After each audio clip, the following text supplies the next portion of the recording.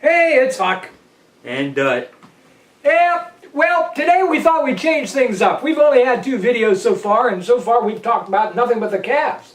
Yep. And normally, be honest with you, we're probably going to be talking a whole lot more about the Browns. But speaking of football, we're just a few days away now from the Super Bowl. And that may be the only time you'll hear the Browns and Super Bowl talked about in the same sentence. At any rate, I guess this is going to turn out to be, if we're going to talk about this Super Bowl, it's really going to be a discussion about, like, why we hate the Patriots. Basically. Yeah. I mean, you know, you can't be a Browns fan. I was reading an article today, by the way. I don't know if you saw this.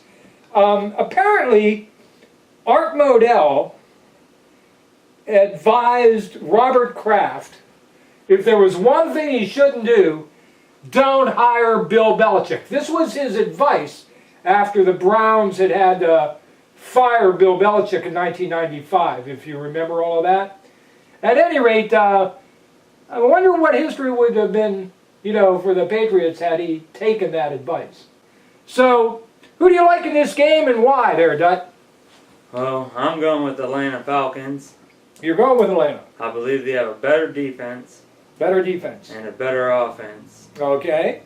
Only on offense because Rob Gronkowski is hurt for the Patriots. And I believe nobody can stop Julio Jones. Well, there you go. There you go. So you're going with so you would take the 3 points and put your money on. And see, now that's the difference here. Because, I mean, everybody I know just hates the Patriots. So everybody wants the Patriots to lose. But how many people actually think they're going to lose? I'm going to take that bet. That everything tells me on paper that Atlanta should win this game. I agree. I think they've got certainly the superior defense, if you want to call it that. Offensively, they've got better numbers. They maybe have better receivers, certainly. But then the Patriots are the Patriots. And they have not only Tom Brady, but they have that bastard Bill Belichick. Say that 3 times real fast. Bastard Bill Belichick. Bastard Bill Belichick. Anyway, Bill Belichick has this knack for, I don't know what it is, in big games. He finds some way to exploit a weakness. Yeah, he does. He always finds it. And he not only finds that weakness, I mean, you can imagine what a life this guy must have, sitting here studying game film 24 hours a day. But this guy, loves it. This guy always seems to find, you know, he does 2 things well. He knows what you want to do, he knows what you do well, and he picks one item that he's going to take away, one thing that you need to do, and he's going to take that away from you. And the other thing he does is, you know, he looks at your defense and he finds one thing that he can really exploit, and he finds not only that weakness, but he finds the perfect moment to exploit that weakness. Yeah, he definitely does. Deflating balls. I mean, Spygate. Yeah, well, you know, and it makes you kind of wonder what's up his sleeve right now. What method of cheating has he discovered as we speak? Right now, he's probably doing something. But at any rate, I'm going to go ahead and I'm going to take the Patriots. Now, having said all that, the Patriots have been lucky as shit. I mean, they have been lucky. How many games have they, you know, the last Super Bowl? I mean, you know, they pulled it out with what, an interception at the goal line? There was that, what was the play with, if Marshawn Lynch would have been given the ball? 1 yard. 1 yard to go. So, but given a close game, and that's why I brought up the point spread. This is considered to be a close game. In close games, I gotta go with Belichick. No. Shoot me, but I gotta go with Belichick. Go with Belichick all you want.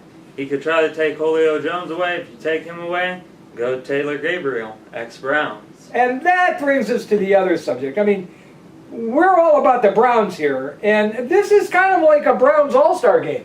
I mean, both teams have sporting, you know, big contributions by previous Browns players. Not only previous Browns players playing in the Super Bowl on both teams, but Browns players that were cut. Not traded. We didn't get anything for these guys. They were cut. We did get one. For who? Mingo. Okay, we got... Jamie Collins. What's that? Jamie Collins. Okay. But I'm thinking of Taylor Gabriel. We just cut this guy. Cut him. I'm thinking of Alex Mack. I mean, we just so pissed him off with so many years of losing. He couldn't take it anymore, and he left. Yes, he did. And then there's Sheard, Jamal Sheard. Would have probably been, at least our second best defensive lineman had we held on to him.